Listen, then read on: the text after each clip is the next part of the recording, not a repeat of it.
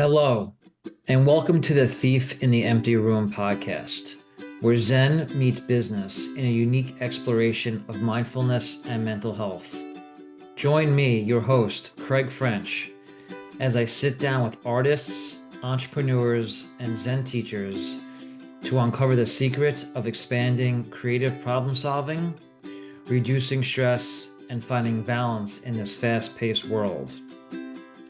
The name of this podcast is based off of my favorite Zen koan, which is basically a short story or fable used to teach aspiring monks and practitioners.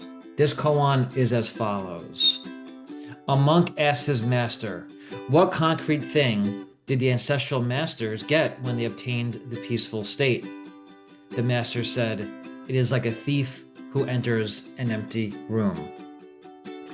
There's a lot of ways to interpret this koan, but to keep it short and simple for this introduction, I believe that what the master is saying is that we all are in this pursuit of gold and silver and all of these external things, as a thief would be breaking into a room, only to realize that it's been empty all along. So this podcast is designed to open up and expand our minds, our consciousness, and be aware of the limitations of the material world. With that being said, episode 4, I interviewed Dave Cuomo, who is the head of practice at Angel City Zen Center in Los Angeles. He used to own a pizza shop. He was a bakery owner, a rock and roll and folk touring musician, very fascinating person. And we discussed things such as his wandering, and his use of Zen to battle depression to find purpose, the dichotomy of rock bottom and enlightenment, and then using koans as a way to tap into one's own creative energy, similar to the one I just read you all. So thank you so much. I hope you enjoy this episode.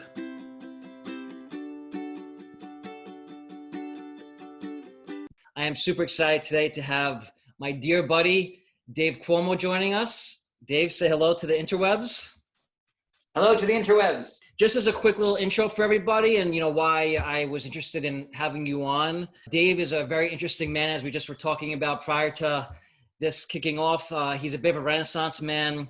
He runs Angel City Zen Center as the head monk, the head tenzo, which is the chef.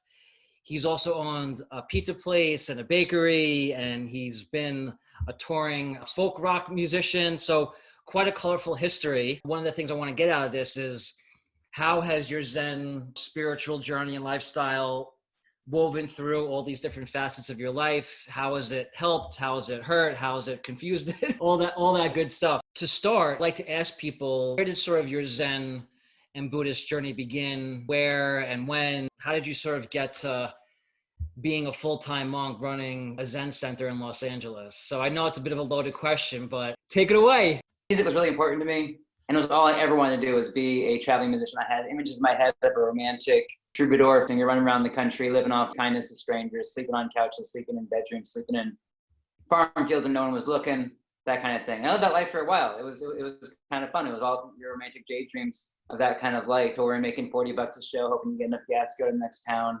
A bit of an outlaw glory to it when you have to do some shady moves to get enough money in different towns to get to the next town. I won't go too into that, but let's just say it was not quite full Buddhist vow territory yet. To get by, it relates to practice to me in that, and like how I live now. It feels very similar. What I was trying to do back then, the terms I would use were capitalism doesn't make sense to me. I don't know how to operate in modern capitalistic society. I didn't know how to find a job that I didn't feel exploited at. So I was trying to find a way out. I was trying to escape the system, which, 2,000 years ago was called renunciation. You shave your head and go live in the woods with Buddha, which obviously looks very different than, let's say, early 2000s punk rock lifestyle. But in some ways, I think the impetus is the same. It's like, can I just somehow drop out and live a more authentic life? Like, what's really important in life? And that was what obsessed me. Like, I couldn't, you watch Office Space, and you're like, I don't want to spend 30 years doing that. That looks horrible. Music was my planned escape route. As you might imagine, long-term career prospects of anarchist folk punk were not good, one finds. So there's always the knowledge that it's temporary.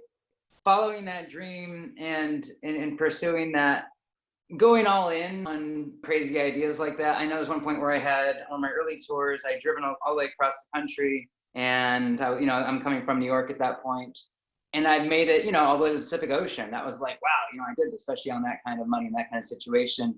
I'm driving up the coast, and every night you may have like a whole universe, you meet a whole world of people, and the whole thing happens. You have a whole show, and then every morning you drive away, and it's just like an incredible experience. Like, it almost reminds me of like the mandalas that the Tibetan Buddhists make, where it's this beautiful piece of artwork and then it blows away. Yeah, every day is a mandala. That's what I wrote down at the time. It was like, my goal is to find true love, fame, and fortune every morning and spawn them all before the end of the day. Like, that was the entire goal, was just to build a mandala out of your life every day. Yeah. And that became kind of mesmerizing and really freeing. And things were not going well by the time I hit Eugene. I can say that much, like almost out of money. And I think I had just met a very nice person the day before that I had spent the night with, and was very sad to leave in the morning, as often happens on tour. That was a little bit of a disillusioning experience every time. And I'm driving away in the morning, something just snapped. I don't know what it was. I know I was listening to Leonard Cohen, and he had some line about, what year is this? This is in 2006, I think, 2006. I'm on tour, and again, I don't know anything about Zen. All I know about Buddhism is that I had grown up in Boulder, and Buddhism was what pretentious people did who I did not respect. I thought it was a hippie holdover for clueless people. That's how I viewed Buddhism. Well, Chungpa Trungpa has a pretty big stronghold out in Boulder, right, with his Naropa Institute. Yeah, Boulder's kind of capital of a lot of Buddhism. And it was where the beatniks were doing their whole thing too. All I know is I'm in this car for 2 months by myself, and I was like, this is a rare opportunity. I was listening to the radio every day, and I was listening to music, and I was listening to audiobooks. And somewhere around, I think, Arizona, I realized that, I have the next like 4 weeks to just like, I can go all in. Like, why am I listening to the radio every day? Like, what is this? And so sometime around Arizona, I just start turning out the radio every day. And especially out west, you've got some long drives, 8 to 10 hours at a time. So every day I would just like turn off the radio and just stare at the road in total silence for 10 hours and be like, what is this? What is this? Everything that happens, what is this? Later on, that's a Zen koan. It's a whole Korean Zen technique that I didn't know about. I was doing Zazen, I just didn't know what Zazen was. But I'm doing this for a couple weeks at a time, going up the coast, and sometime around Eugene, you're just like, the totality of all my failures and successes and like hit me on one morning after a sad and beautiful one night stand with my ex-girlfriend's mad at me and I'm almost out of money at the end of the Pacific Ocean, and no one expecting me, no one really caring where in the whole world that I am at that moment in time.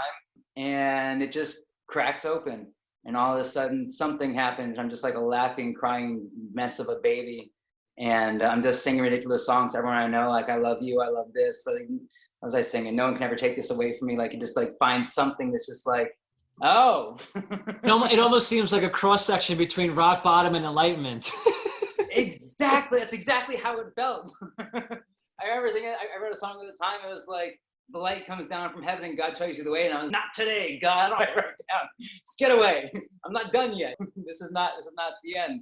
I don't care what you tell me. After that, things got weird. I don't usually tell the story in this detail. Things did get weird. My sensory perception got strange. The illusion and delusions of everyday life and everyday perceptions and selfhood got weird. I could hallucinate at will or at not will. The normal things that hold you to daily life and routine and ritual and what matters and how you relate to people did kind of crack and not really make much sense for quite a while. And I had to kind of like put those back together intentionally, because not knowing anything about spiritual training, I just thought I had really lost my mind. Did you see any therapists or have any teachers at that point? Because that's obviously a lot to hold on to if you don't have anyone to. I think that's part of my story. Again, remember, punk rock kid who's a cook on his day off coming from New York, right? Like, I'm just a line cook at this point in my life. I save up my pennies to get to the next town, to like town by town. So I have no health care. I have no teachers. I have no therapists. I've got nothing. I've just got me. And what I know of is me had just cracked itself open and didn't make any sense anymore. And everything that makes society make sense had fallen away. So I just thought like that it sounds and looks like schizophrenia. I just thought I had blown my mind open. And I was kind of concerned. I fell into a deep, deep depression when I got home. Like, there were some like real feelings of freedom and wonder along the road home. But once you got home, it was the deepest and the worst depression I've ever had. It was probably the only time I was really scared for my life in depression. I've had a lot of depression in my life. Wow. And I do think it has a lot to do with going through experiences like that without having the support around it that, let's say, a Zen center can provide or teachers can help provide. So some context, understand what the fuck is going on.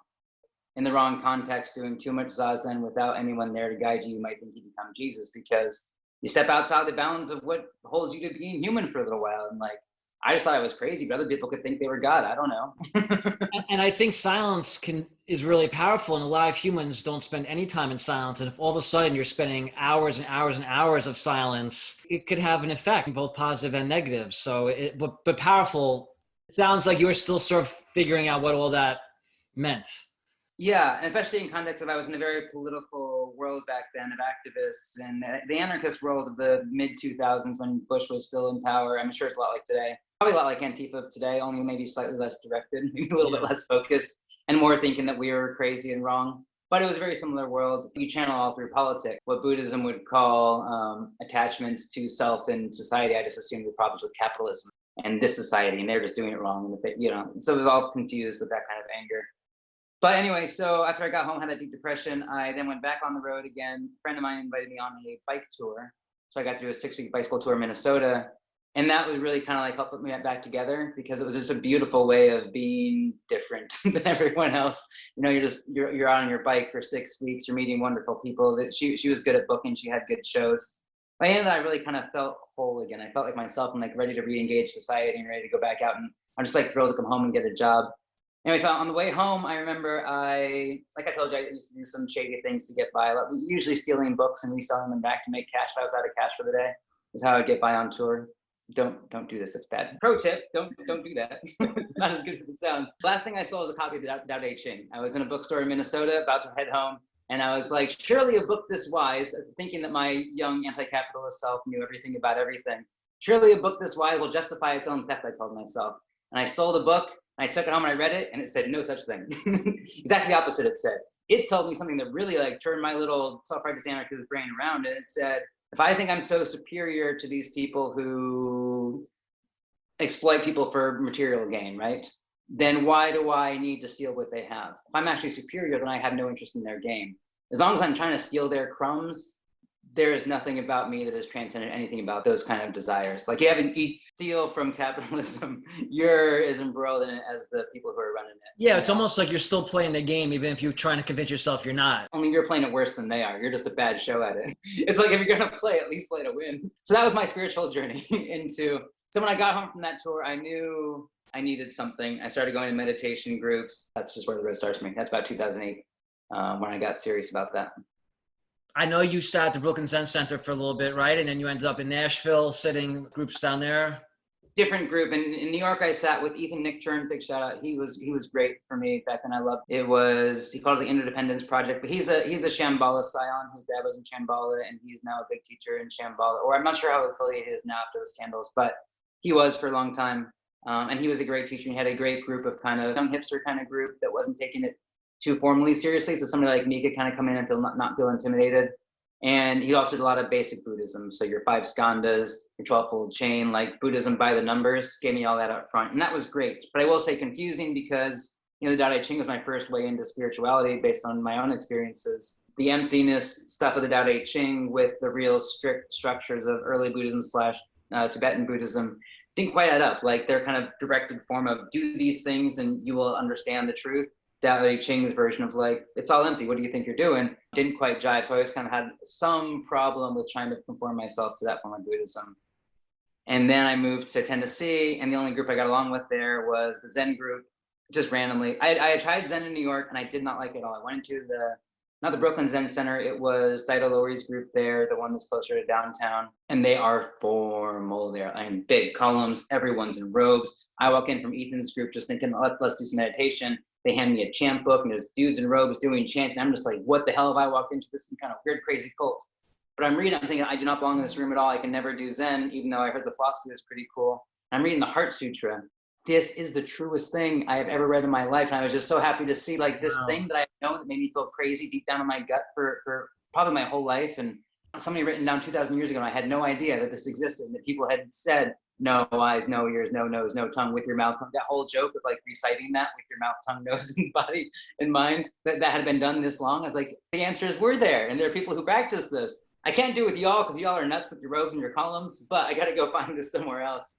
And so when I got to Nashville, I tried out the Zen group there, and it was two guys newly affiliated to a Zen group. Didn't really know how to do the forms. They were a mess of it. The bad news bears of Zen is what I called them. And that I could get down with. It's like, all right, let's bumble around and try this that way. And I was with that group until I moved here for 7 or 8 years. And they were great. Obviously, the fact that you connected to the Bad News Bear, it's not surprising that you ended up finding Brad Warner and, at the time, DSLA, which was Dogen Sangha Los Angeles, which I was an early member of. So how did you decide to move out to LA? How did you decide to sort of reach out to Brad and present him with the idea of you potentially helping him launch a center at the time, a permanent 6-7 day a week center, which, for those who don't know, was just an idea at this point in time. This is probably what, like 2015 or something like that? In 2015, yeah. Yeah, so around that time, just to give everyone a little bit of context, we had a group meeting twice a week on the west side of LA and on the east side of LA, and there was an Indiegogo campaign forming around raising money to actually have a physical center where we'd have someone living there like Dave, offering stuff multiple days a week. This way we didn't have to rent a place anymore, and we could have more of an established center in practice. But it seemed very overwhelming and daunting to the group. We wrote up a business plan, and there was a lot of meetings and meetings on top of meetings about how to do this. And then you kind of just strolled into our sits in our life. But curious to hear from your perspective, because I know mine, what that whole thing was like moving out here and reaching out to Brad and getting involved with us in the early days when no one really knew you and you didn't know us. Yeah, it was a lot. Brad's style of teaching and his books were a very natural fit for what I liked about the Nashville group. And that's no accident. They introduced me to Brad's writings pretty quickly after I got there. They always claimed, their claim to fame was they said they were the first, I don't know if it's true or not, Brad can correct me if he ever hears this, but they claimed to be the first place he did a retreat after he got back from Japan. So they like to kind of, like, we're the place to let Brad put himself on the map. and just to clarify, it's Nashville. I think I said New Orleans, but yeah, Nashville. Nashville Zen Center. Yeah. And so, yeah, most talks were a reading from Brad's books. They would talk about Brad all the time. Brad would do retreats regularly. So I first met Brad probably in 2009, 2008 at a retreat there. And I will say, I think it's a classic Zen story. This isn't to denigrate Brad at all, but he was not what I expected, as I'm sure most people get. But they kind of trained me to be excited for, punk rock, loosey-goosey. Brad Warner, who's fine, doesn't take it too seriously, and we're all better than formal, pretentious Zen. When he came out to do that retreat, he was not in a good mood. He had just come from Asheville, North Carolina, where I think they are very strict and pretentious with their Zen. I think he spent the whole weekend there probably like trying to get them to tone it down and having a hard time with their formalness. And then he comes out to us and finds the bad news bears of Zen. And I'll tell you, within 1 hour of being there, we're all expecting to have a good, funny time with our friend Brad. Our version of retreats where we would sit a lot, but the silence, let's just say we were not good at that. Like they would, during Salmu, it was just a chance to talk about sports. Like there was just no, even getting them to be silent during Zazen could be a chore sometimes. Wow. Yeah, it wasn't great at that part of it. And so Brad's there for like an hour before he goes back to his rooms, puts on his full robes and comes out. He's like, now we're doing a retreat. We're like, wait, what? He didn't break out the sticks. He doesn't do that. But in my memory, that's kind of how it feels. He's just like, what the hell is wrong with you guys? Shut up, we're doing some Zen. And I was not happy at first about that. Who the hell do you think you are? That's not what we do. And I learned a lot that weekend, and it was good. And by the end, I was a big fan. So that's all I can say about that. But yeah, and he would come out periodically for the next 7 or 8 years. They probably did 4 or 5 retreats with him. So I was always reading his blogs and books around, let's just fast forward the whole story to 2014. And all I can say is my life in Nashville was falling apart. I had been there too long. I'd gone from punk rock kid with nothing, living on a bicycle, to married, house, and owning 2 businesses in Nashville. Around 2014 was when it started to just kind of like crack and fall apart. And all I can say is I was spending my nights sleeping in a dish pit in between for like 20 minutes to 30 minutes at a time in between my shifts, trying to keep this bakery going and trying to figure out how this is all going to end. But it was not a good year, that's all I can say. While I'm sitting there in the dish pit, I'm reading Brad's blogs where he says, I think I'm going to start a Zen Center. I don't know if he actually put out a call to the world to see if anybody wanted to come help volunteer for it. That's how I read it. Was Brad Warner starting a Zen Center? As I'm falling asleep on my rubber mat in the dish pit, I'm thinking, if there's any way I can go from here to there, I will do that. And within a year, I had figured out how to sell my businesses despite their challenges. I no longer, the marriage had fallen apart, and I actually got the house and I was attachment free and I had nothing to do with my life, a small amount of money. And I was like, what is the one thing in this life I want to do right now? And it was go out to California and do Buddhism full time. I didn't let myself think it was to live at Brad Warner's Zen Center because I knew that was all shaking, kind of a pipe dream. And if I'd gone out there with that intention, I think that would have been silly, and I don't think he would have liked it anyway because none of us knew where it was going, and that would have been kind of weird. Yeah. So I came out here to go to school with the potential to do a military chaplaincy was the plan. And in the meantime, I was like, well, if the center thing takes off and there's room for residents, maybe they need a full-time staff volunteer thing, might be in the right place at the right time. That's cool if you had like two parallel plans that kind of were synchronistic with one another. Yeah, because one was the pipe dream. And I don't like to base my life on pipe dreams because that's stupid. Don't do that. Give yourself a solid plan, like joining the military as their first Buddhist chaplain, which was a really feasible plan at the time. And in the meantime, you might be in the right place if the pipe dream takes off. And then I was here for about a year or two going to school. And one day, Brad asked me to go out to dinner. And this kind of thing doesn't usually happen with him. And he just says, hey, we're trying to start a center. It's like, I know. I've been waiting to hear about how this is going so I can try to live there. And I didn't say that, but I thought, we're not really sure how to do things. You've done things because of the pizzeria and the bakery. I've opened. He had been to the pizzeria. I opened businesses. All he put it was, you know how to do things. Can you help us do this? And it was just such a sweet ask. He didn't know that the steps between A, idea inception, and C, where you have a functional Zen center that has a budget and manages itself. He knows it's possible, but doesn't know anything about the route to get there. And assumes there's somebody who does. And that was my job to fill in that whole gap, which I knew what he didn't know, which is those gaps are not easy. They are wild and crazy, much like my old tours were. And there's no guarantees along the way. But I was like, yeah, I don't know. I kind of felt like Han Solo being asked to go back into the fight again. Dude, I've done things and it didn't go well. I'm done spearheading big projects with idealistic goals. But this was a good one that I really wanted to see happen. We're still here.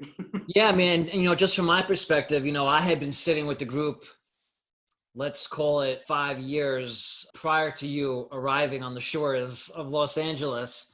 It was a big leap to go from 2 days a week, renting out a yoga studio essentially for $40 a session, to taking on rent, permanent center. So we knew that it was a big undertaking. And obviously, being a businessman, I've started 2 different businesses over the years and I've had business partners, different stages of my career. This is essentially the same thing, although it's under the auspice of a Zen center and a spiritual community. You do need to basically run a business, and you do need to pay your bills and pay your rent, and you do need to keep people in check and have rules and strategies, marketing initiatives. I mean, it really is a business in a lot of ways. And so from my perspective, I was like, this could go amazing or this could just go terribly wrong. From my perspective, I can't speak for the rest of the group, but I felt a kinship, to you. Your experience in Zen. I mean, I didn't even mention to the viewers, I'll just say real quickly that another thing that you and I have bonded and connected over, and the center as a whole, and I can honestly say in a lot of ways, the way Zen has changed my life, the way retreat has changed my life, there's been 2 other things that you started that have also changed my life within the community and the practice. And that is koan night. So for people who are not familiar, a koan is a little Zen story, fable that have been told for 2,000 years, and we're going through a book called the Shinji Shobogenzo, which are all different koans, and there's a million different ways to interpret them and study them, and some Zen lineages take them very, very seriously. Again, keeping to the theme of our sort of approach to all this, we don't take ourselves too seriously, but koan night has become one of my favorite nights. We do it on Wednesday nights, and we take one koan and we have 15, 20 people, and we go around the room and we discuss them and we read them, we reenact them. Once a month, we also do a writing workshop where we sit for 20 minutes and we do a silent zazen sit, and then we go right into a complete stream of consciousness free write. And we've been doing this now for 4 or 5 years, and I've only missed a handful of them over the years. And so I have countless free writes I've done to the group too, and I've incorporated that in my own practice. And people that I work with now, I just find it really, really helpful, creative, inspiring. So I want to thank you for including the koans we were doing a little bit, but you've made it a little bit more consistent and formalized. And then the creative writing workshops have been just incredible. So just want to thank you for that perspective. And if you have anything you want to add to that experience for yourself, or how that's changed your experience, or. Those are things that have been very gratifying. So in school, we did some psychology counseling training, and they talk about group therapy like situations, or any kind of group process situation, which these become, in a way, a group process situation. I don't want to call it therapy at all. It is not that, but it is a group process. The difference between a closed group or an open group or amorphous groups. And what I had seen of Zen are a lot of things that people kind of flow in and out. And that when you're always working with a new random group of people, you can't always go as deep.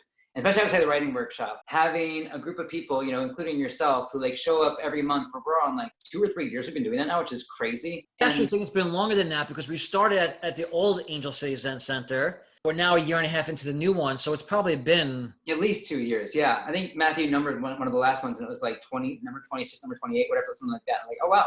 You've really been doing that. Getting to do it with the same core group of people. So you and me and the other people who are regulars there, a group takes on kind of a life of its own that you get to be a part of. And that's really fun to witness, because I don't know what to say. You can just go deeper with a certain group of people when you've been working with them in the same process for 2 or 3 years.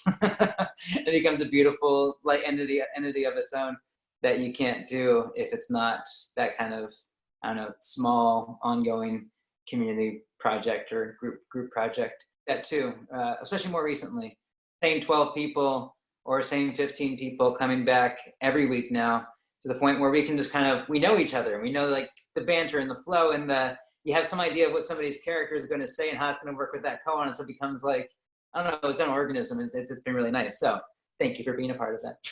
Thank you. So with that being said, we're sort of wrapping up here now. So, any final thoughts on your Zen life, your Zen journey, how it's helped, hindered, what you're looking forward to in the future with Angel City Zen Center, your own practice, any plans, aspirations? I know nothing.